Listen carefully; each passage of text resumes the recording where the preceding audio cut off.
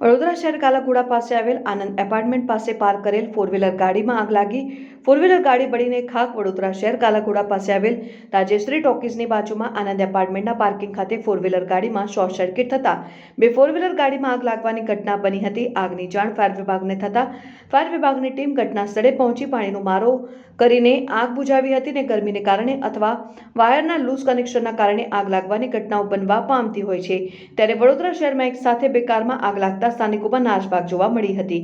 વધુમાં ફાયર વિભાગના અધિકારીએ જણાવ્યું કે ક્યાં આગળ કઈ ઘટના બની છે?